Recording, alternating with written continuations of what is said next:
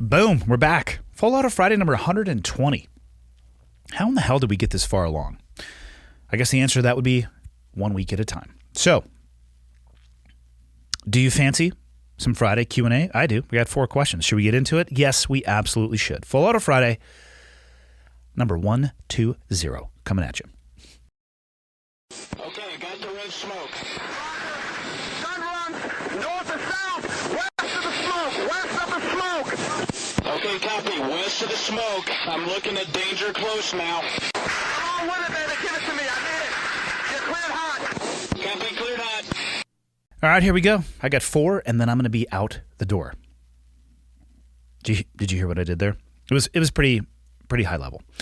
All right, here we go. I'm a 10-year police officer, 44 years old. Prior to becoming an officer, I had never shot a firearm. My duty weapon is an S&P 9mm, which is a pistol, 9mm pistol. I have never had a problem qualifying, which I have to do twice per year. However, I am not happy with my shot placement grouping and would like to become more proficient and accurate. I don't have the finances to purchase thousands of rounds for training and want to maximize my rounds with quality drills to increase my skill. I do not get quality training from my department to increase my skills, and I haven't found someone to help me individually. Do you have any dry drills and shooting drills you focus on to help with accuracy? My main weakness is anticipation, which I would say for most shooters is the case. And for a right-handed shooter, what an anticipation looks like if you're aiming at a target is your bullets are going to be low and to the left, traditionally or on average, because you're literally driving the gun in that direction as if you're right-handed, as you are working through your trigger squeeze or trigger press, depending on how you want to describe it, you are anticipating the shots going off and it just drives them low and to the left. Left-handed would be the opposite direction. I have solely used iron sights for my first 9 years. The past year, I have been using a Trigicon optic. What I'm going to assume is this is just a red dot sight that sits on top of your pistol. The optic obviously makes it easy to get a dot on target, point, and shoot. I want to be better and train both iron sights and with the optic. I work third shift in the upper Midwest, so I am in the dark 90% of my shift. Are there any drills that you use for darkness and low light? Another quick question. I work and live in extreme weather conditions, 90 to 100% high humidity in summers and well below zero in the winters. In your military training and career, have you received reliable data as to one extreme being more dangerous than the other? I prefer extreme hot over extreme cold, but I seem to be in the minority. I have found data supporting heat being more dangerous than cold and vice versa. Just curious if you were told as one being more deadly than the other from the military. Working this one in reverse, I can't remember really being told as to whether or not one is more dangerous or deadly than the other than being reminded that both can kill you and in ways that are horrendous. Maybe the cold would be a less horrendous way, especially when we were doing the cold water immersion up in Alaska, when our uniform of the day was a pair of running shoes and shorts, and you go out and fully immerse yourself to include dunking your head and then hands at the break in your wrist out of the water for 5 minutes. You're a shit show after that. And it's just, it really hurts, and then you go completely numb, and you could easily see how you could drift off. My experience in the heat is that it's just a little bit more of a protracted and miserable expiration as you basically dehydrate yourself to death. And in both of those extremes, I really would like to avoid them. So I don't know as to which one is more dangerous. Personally, I prefer cold over hot. But yeah, I don't know. I'm not really a good resource or reference there, other than to say, make sure you prepare yourself for both. It seems like you have a really drastic swing. Make sure you have everything that you would need to survive and thrive in both of those environments during that time of year. You're in the dark 90% of your shift. Are there any drills you use for darkness and low light? Well, first off, I would hope that you have a light on your pistol. Being able to shoot is great. Being able to shoot really fast and really accurately is great, but you need to be able to also identify your target. So, yeah, the vast majority of the training that I did or would do in this situation would be in darkness and in low light, using the tools as you have them configured to use. I'm assuming you have a rifle as well. You need to have an ability to illuminate, and I don't know anything about your department if you have NVGs, night vision goggles. You need to have an ability to illuminate and point and aim your rifle under nods. And I wouldn't recommend using an overt light for that. You can get a combination of an illuminator and a laser. Obviously, this stuff is very budget dependent. If money wasn't an issue for your department, or you guys are onesies, twosies, and off kind of on your own, I hope that they are equipping you well. But you need to have the ability to aim and shoot your rifle in a lit environment and a very dark environment. Those are separate tools. So drills for darkness and in low light. I mean, let's just, I'm going to talk a little bit about, I think, drills that you could do with your pistol. When I'm talking about that, you need to, if you are working in darkness and low light, be illuminating the environment you are in, however you are doing so. Whether you're using your offhand with the flashlight or the light is on your gun, you need to practice and manipulate doing that. So in the moment where you need to do this, it is second nature and you're falling back to your training, not trying to create new tactics for yourself in the moment. One note on a Trigicon, or what is often called an RMR, a ruggedized miniature reflex, I think it is, or fucking red dot. I don't know. It's a small red dot that sits on top of your pistol. Oftentimes, the pistols will come with it. There's a little screw set on top. You pull that off, you drop it in. And what's cool is it should allow you, hopefully, to co-witness your iron sights. And what that means is when you present the pistol to the target, you're going to be able to see the red dot, but let's say the red dot fails, right? Because I hate having my life rely on things that have batteries. So you find yourself in a situation, you've gotten so good at this red dot because it does allow you, depending, as long as your presentation angle, which probably is going to be slightly different than it would be with your iron sights because it's a little bit higher off the bore, but you can really work into your training getting used to drawing and presenting, and it's right there, and you're seeing your red dot. Worst case scenario, you forget to switch the battery. Maybe you don't notice the low battery indicator. You need to use your gun in real life, and you pull it out, and you're looking for the red dot, and guess what? It's not there. I'd love to say that doesn't happen. Guess what? It fucking happens all the time. I hate my life relying on things that have batteries, which is why co-witnessing or having a setup that allows you to co-witness can be awesome. So if you pull your gun, pull your service weapon, you present, you're looking for your red dot, it's not there, that's okay. It doesn't change anything because you can still see your iron sights just underneath them. I would always work towards having duty equipment that has the ability to do that. If you're going to put an RMR or a red dot on your pistol, please make sure you have a secondary way to aim. Now, both an RMR and your iron sights are fucking useless in the dark if you don't have an ability to illuminate what it is that you're looking at. Sure, you could put, glow in the dark front and rear sights so you could line up the 3 dots. But if you don't know what you're shooting at, or you can't determine your go, no-go criteria, it doesn't matter how well you can line up your sights. So hopefully you have a flashlight on your service weapon, which would allow you to, if you needed to, you could aim and illuminate with one hand. It wouldn't require you to have another hand with a flashlight, because what if that hand becomes, or arm becomes, incapacitated, right? I'm hoping that you can set up your gear like this. And the dot, what I was going to say on the Trigicon, you're already talking about anticipation.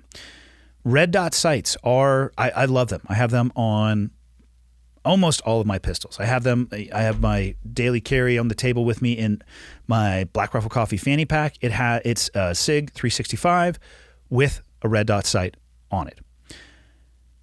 They're awesome, especially once you get used to using them. But if you're struggling with anticipation, I've actually seen red dots increase anticipation, because you'll present the pistol and you'll see that red dot right where you want to hit, and you're like, oh, fuck yeah, I'm so good. And you just want it to go off right there, and you smash the trigger down, and you can become less accurate. So deal with the anticipation first. Then we can worry about the sighting optics a little bit later. We got to go to the root cause of this, the foundational cause of this, and that's going to be that anticipation. Now, you don't need to have thousands of rounds to train. But what I'll tell you is this: how much is your life worth? How many training rounds is your life worth? Sit down and write down a number for me of your discretionary income and how much you may have. And whatever that number is, let's say it's $1,000. How much of that $1,000 is your life worth? Is it $5? Is it 50? Or is it 1,000? I'm not saying you need to spend all of it, but what I'm saying is you work in an environment and in an occupation that can be ballistic. You need to be trained for that. And if your department isn't creating that training for you and they're not giving you the rounds that you need, prioritize and get the rounds that you need to improve. Now, there are ways that you can train smartly. You could buy 1,000 rounds and go to a range and just huck lead down range and get absolutely nothing out of it because it wasn't intentional and it wasn't purposeful. You mentioned dry firing. Dry firing is awesome. And it can really, it can highlight those final moments as you have established your grip on your pistol, you've come out of your retention device, whatever it may be, you've connected your hands, you've presented it to target, you've gotten your sight picture, and you can really focus on that surprise break as you press or pull the trigger to the rear. Can it hide anticipation? A little bit, because you know that you're dry firing and you know that there's no chance that the gun is going to go off, so there's no real reason to anticipate. So there's a couple things that I would recommend for you. I'd get some dummy 9mm rounds. And let's say you have a 10-round magazine. When you go out to the range and train, I would go to reduce the amount of ammo that you're using, maybe 5 rounds in a mag, but have one of those as a dummy round. You're going to know real quick whether or not your dry firing is working, because you're going to be sitting there and you're going to line up your red dot and like, boom's looking good, boom, looking good, and then click, and you'll watch your sights just drift off target because, yes, you're still anticipating, you're compensating in some way in whether how you're aligning your sights or the manipulation of your hand and wrist to compensate for that, and that's not what you want. What you would preferably have is it's like, boom, sights are right on target, boom, sights are right on target, click, and your sights are still there right on target. That's what you should be aiming for. So dry firing can really help with that. Dummy rounds can help with that. And like I said, maybe you're, I don't know much about the S&P, maybe it has a 15-round mag. Go 5 rounds at a time with the 6 being a dummy, and put it in there, or have somebody else load your magazines for you, you know? So that's going to be an actual real surprise as to when that comes out. That's something that can help. The dry firing can really help. And another thing I'll do when I want to conserve ammo, and another thing in general for people who work with weapons like this, is you need to practice as much as possible manipulating your gear. So I would, every day before you go out on shift, at a minimum, I would come out, clear and safe your weapon, put it back into your holster, and practice your draw. I'd practice 10 times before you ever clock on. Practice coming out of the holster and presenting and aligning your sights on target and getting ready to shoot, put it back in the holster. Just that, getting used to constantly, second nature, knowing where to reach. Another thing you need to practice is your reloads. And when I want to save ammo and I want to work on my reloading and just weapon manipulation, I'll go 1 round in each magazine. And I don't know what you carry, but I'll assume you have multiple magazines. Instead of doing 15 in each and burning up 45 rounds and only getting 3 mag changes, I'd go 1 round in each. And so that way you're going to present, come out of the holster, present to the target, shoot. You're going to recognize slide lock, hopefully. If it doesn't slide lock, what's going to happen? You're going to present to the target, you're going to pull the trigger a second time, and it's going to go click. And you need to immediately go into your reaction drills from there. All right? Tap. What I would do if I presented a pistol and I pulled the trigger and it didn't go off, my immediate reaction is going to be tap, rack, bang, is what I was taught. Smash the bottom of the magazine to make sure it's seated. Rack the slide. If the magazine is empty, what's going to happen? You're going to have slide lock. You're like, oh shit, it's empty. Drop the magazine, index your second magazine, load it, and get back on target. And if you only have 1 round in each mag, that's going to repeat itself. And you're going to get really used to identifying when your weapon is dry, reloading, indexing, getting your gun back on target, and you're not spending a bunch of rounds. So that's the best advice I can give you, is be very intentional in your training. Lots of dry firing, lots of manipulation with your equipment, and just make sure that everything that you are doing becomes second nature. And don't ever lie to yourself that you don't need to practice something because you'll just rise to the occasion. No, you don't rise to the occasion, you fall to the level of your training. So make your fucking training as solid as it can possibly be. Hopefully that helps. Question number 2. I started BJJ from hearing it on the Jocko podcast, and I also work for the sheriff's office in my county. I've been training for about 2 years, and I'm a 3-stripe white belt. I'm only able to train once a week due to having a family, and my wife only wants me gone 1 night a week. Training BJJ can be a contentious conversation from time to time with my wife because I get time to myself once a week, but she doesn't, hence why I only go once a week. I know I could have made more progress if I was able to go at least twice a week, and I can easily get frustrated when thinking about that. Sometimes I wonder if it's worth going only once a week. I guess my question is there any other way to train to get better since I can only go 1 time a week? I don't think talking to my wife about going twice a week or just going twice a week despite what she says would lead to a positive outcome and be good for us.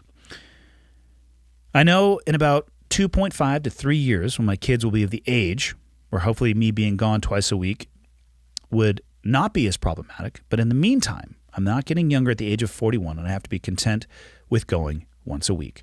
Why do you have to be content with going once a week? And also, I have so many questions about this email. First off, is it worth your time? Let's just go broadly. Is it worth your time going once a week? Yes. The job that you do, you're obviously in the law enforcement capacity. Your job requires you to put hands on people. You need to be as proficient as humanly possible in the execution of that, not only for your safety, but for the safety of the people that you are touching. The more capable you are in that realm, regardless of how things spin out of control, especially with untrained people who are just freaking out, it's actually so much safer for them when they encounter an officer who is competent and current in their ability to control another human being. So only if you can go 30 minutes a week, yes, there's value in doing so. Now, to your email, why doesn't your wife ever have the chance to get time to herself? Dude, fucking step up and make sure that you are there to take care of the kids when you can and make sure she's getting that time. I mean,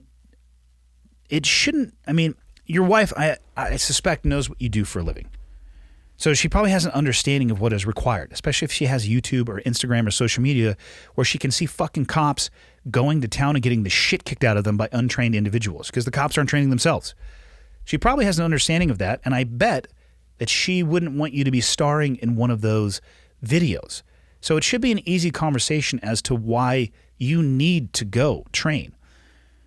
But if she doesn't want you gone that much because she feels like she doesn't get enough free time and it's a tit for tat type of thing, bro, change your schedule a little bit and reprioritize making sure that your wife has the opportunity to do some things that she wants to. I mean, if you want to go for 2 hours a week, find a way to give her 4 hours of free time. And I get it. When kids are super young, they quite frankly need their mom a hell of a lot more than they need their dad. Dads are good for changing diapers and helping with bottles if you're going that route. But if she's breastfeeding, or depending on the age of your kids, that can be tough to carve out time. But dude, put the effort in and make sure that she has as much time as she wants and needs to do things on her own. And I think you might find that this will become a softer conversation. She may only want you to go once a week right now. I'm pretty sure she wants you to come home at the end of every one of your shifts. So if you can articulate to her the value that it has and the importance that it has on your occupation, and that it will increase the likelihood of you coming home every day, in addition to you putting forth this effort to making sure that she's got the time to do what she wants to do, even if that's just take a break, go around the corner, have a cup of coffee, and mindlessly surf on her phone to decompress from the kids a little bit. I think there are easier solutions out there for this. But I would start with really putting in an effort to make sure that she's got that space for herself. Whatever you do, please don't stop. Please keep going and making yourself as dangerous as possible so that everybody that you encounter on the street is safer. Question 3. 25-year-old guy who's considering joining the military. I want to help others, and I think I would find my place in the military. Not sure if it makes a difference or not to my question, but I'm interested in Rangers or Special Forces. So you're looking at the Army pipeline. After listening to the episodes you did with Eddie Gallagher, Aaron Howard, Keith Berry, and other episodes with people like Sean Ryan have done with the Blackwater guys, I have had a red flag raised. It's obvious the government and military can absolutely railroad you, and you have serious legal problems when you are innocent. The flip side of the coin is people can do this in civilian life as well, such as in the case of William Darby. While this may be a red flag, I can only control my own actions, and living in fear of what might happen will help no one. Is this something that I'm making too big of a deal of and shouldn't let weigh on my decision? Given your knowledge now of how the legal process can be twisted to work against innocent people, how would it have affected your decision to join the Navy when you were younger? The short answer to that is it wouldn't. It wouldn't have changed my decision to join the military. I didn't know about some of the things that you had brought up, but it wouldn't have changed my decision. Because, well, I can't say because I can control myself and only myself, even though that is a true statement. The military system isn't perfect. The legal system isn't perfect. I was having this conversation, I think the other day on podcasts. You'll hear people say all the time, well, I hate the government. The government is corrupt. I'm like, that's a really nebulous concept, because the government is an idea that's being executed by individuals. And individuals can be super fucked up, and they can do really fucked up things, and they can be malicious, and they can just be straight up evil, and they can find their way into positions of great influence, power, and leadership. I've seen it firsthand. I've seen it in the military. I've seen it outside of the military. Does that mean that the system is broken? No. It means that the people who are pulling the levers of power in that system can be broken, and that needs to absolutely be addressed. I don't think we need to throw the government out because it's, it's shit can democracy. It's not working. Like, no, maybe we need to restructure the fuckheads we have who are running this democracy, and maybe we need to get a little bit more than 40% of the voting population to actually take action, all these different things. We're talking about people. I don't know if the systems themselves are necessarily flawed. So was it possible that something like this could have happened to me even though I can control my own actions? Yes. For every, and I don't want to diminish anything that happened to the people I'm about to mention. For every Eddie Gallagher, Aaron Howard, Keith Barry, and the Blackwater guys, there are countless other individuals that serve in the military that don't have those issues. Those people need to have their story told. The Eddies, the Aarons, the Keiths, the Blackwater guys. They need to have their stories told. But it doesn't necessarily paint, you can't paint the entire community with that brush. Telling those stories, I believe, is essential for the checks and balance to make sure that the people throwing those levers can't get out of control. Because if you never did, and people never had it brought to their attention that these systems and organizations can get out of control, that's where it can become very dangerous, and it can become a bear trap for people entering into those worlds. When fucked up things happen, first off, in my opinion, when it comes to I can only speak about the SEAL community. The number one way for the SEAL community, and I think any other community, law enforcement would be another great example, the more transparency you have, the more integrity you're going to have.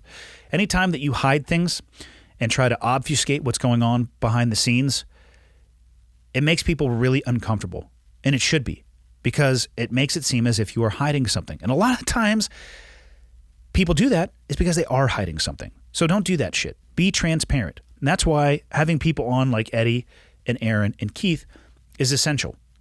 It is a step that I can take to try to increase that transparency so people can make a better decision in totality when it comes to joining the military, like you're looking at doing.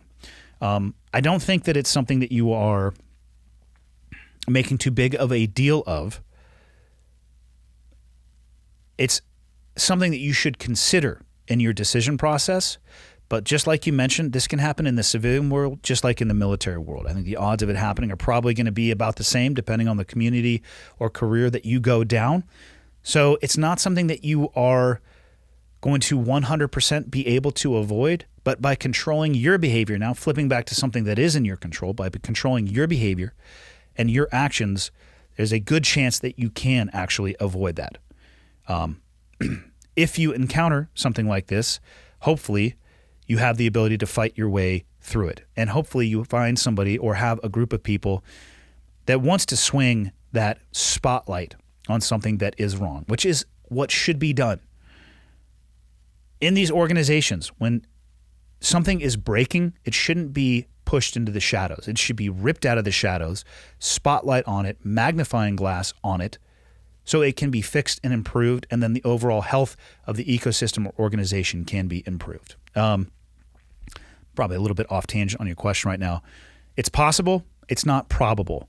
No system is perfect, civilian or military. So I'm glad that you're paying attention to these things.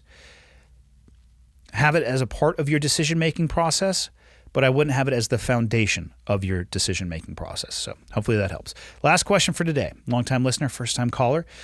While listening to your Full Auto Fridays, you often suggest caring for people as a second or first, in question mark parentheses, line of self-defense beyond martial arts. As a Canadian who loves guns, has rifles and shotguns, but is legally prohibited from carrying pistols, and thus has zero understanding of gun carry culture, can you break down the logistics of how it works? Not the legality state by state, but more the day-to-day. So there's some bullet points here, and I'm just going to answer them one at a time. Do you have to check your sidearm at the door of certain establishments? I have never encountered an establishment, and maybe there are some out there, and I just haven't encountered them, where there is an individual or a mechanism where you can actually offload a firearm to that establishment. What you're going to have are establishments that, regardless of the concealed carry laws in that state, either allow or prohibit carrying inside of the building. A federal building would be a good example, a courthouse, and I see a sticker when I go to the post office, it says no firearms in this building. So when you know you're going to be going into one of those buildings, if you are going to meet the letter of the law, what you need to do is to not carry into that building. There's not going to be like a checkpoint where you get a coat tag and sir, please hand me my SIG back. I'm number 17. It's not the way it works. You're going to leave it in your car or somewhere along the way where you have the ability to securely store it. So you take care of that before you go into those establishments. Question 2, how do you store it at the gym? Are you comfortable leaving it in a locker while you train? Great example I'm going to use of this is my very good friend Dan Hart has a gym, Alpha BJJ, in Woodstock, Illinois. He has a man who trains there who's been on the podcast, Mickey, who just dominated people at the Chicago Open, Blue Belt Division. I'm not sure of the validity of that statement, but that's how I like to talk about my friends. There were many who came at him and he fucked them all up because of the training that he got from Dan. And I'm totally off topic on your question right now, but what they have in their gym is a small safe because Mickey teaches firearms training. His Instagram is Carry Trainer. He teaches firearms training, and I suspect he probably had something to do with figuring out what safe that they wanted to use. But when they carry to the gym, they securely store their firearms in the safe while they're training. Why is that a great idea? Because there's kids that hang out at the gym as well. So would I feel comfortable leaving it in a locker while I train? If I had the ability to positively lock that locker and only I knew the combination to it and there was no way that somebody could get access to it, I'd probably be okay with that. Would I appendix carry into a gym and just throw my t-shirt over the top of my shorts or pants that I had just taken off and leave that there?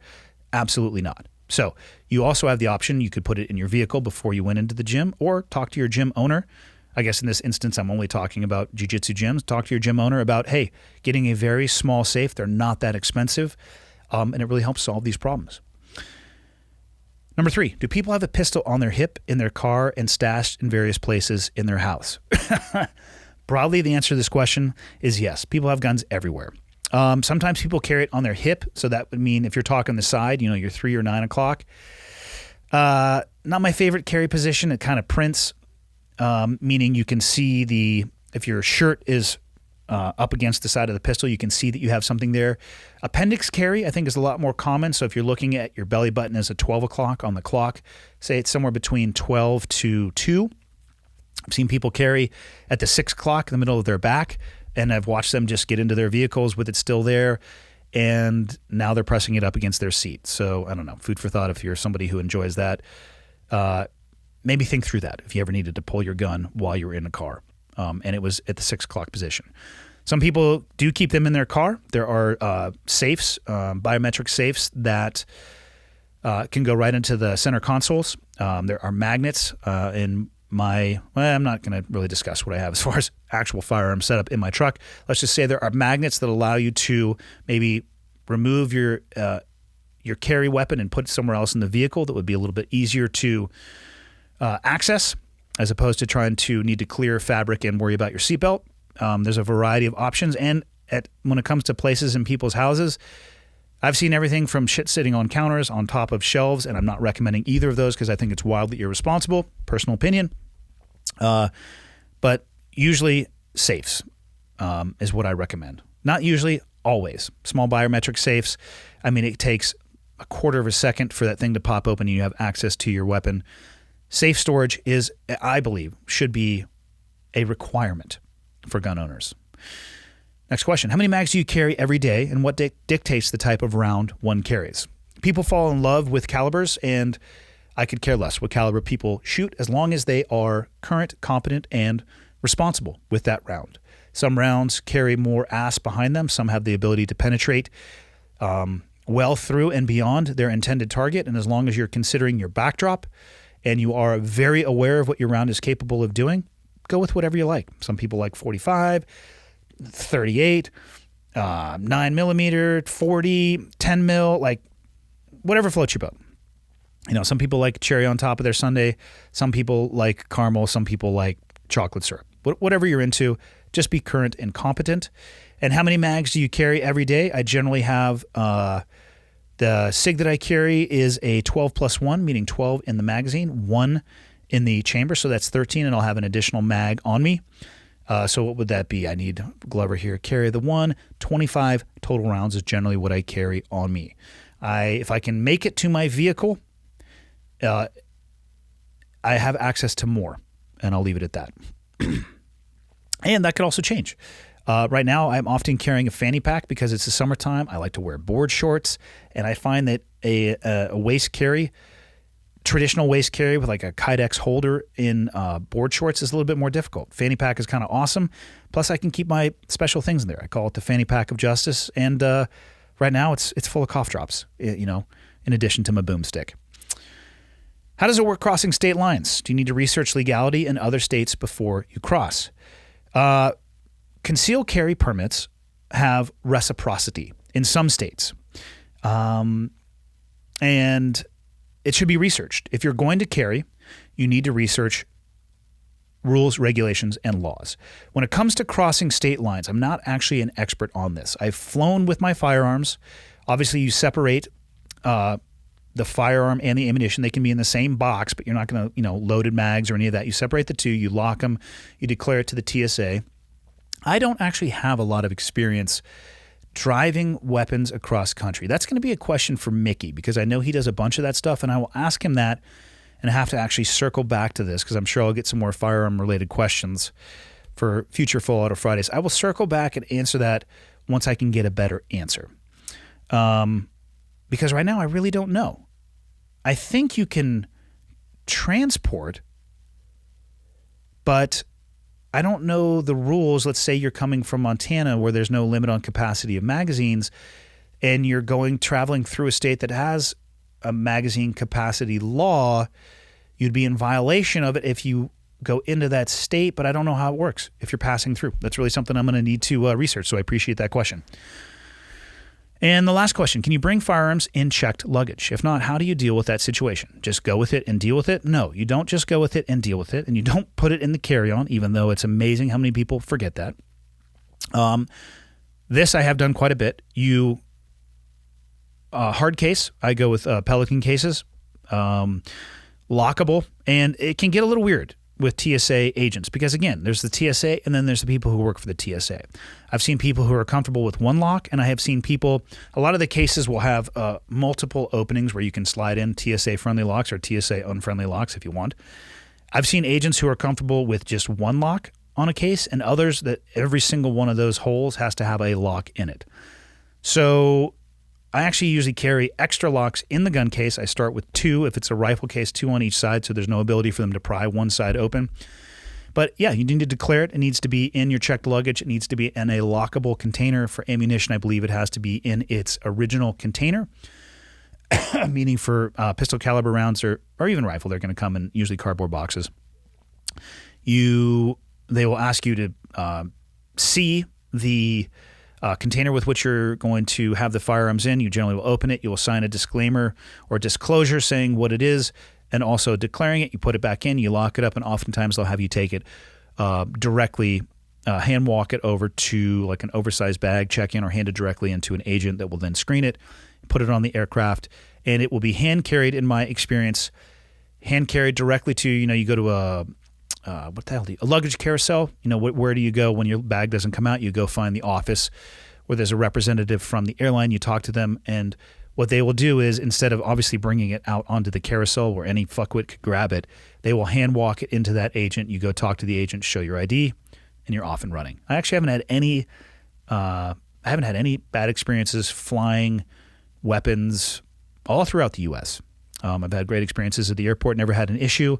Sometimes I've opened a box and somebody who is unfamiliar with weapons, who is asking me to show them the weapons, is like, oh my God, why would you have that thing? I'm like, hey, don't worry about it. This is what it is. This is where I'm going. Here's your form.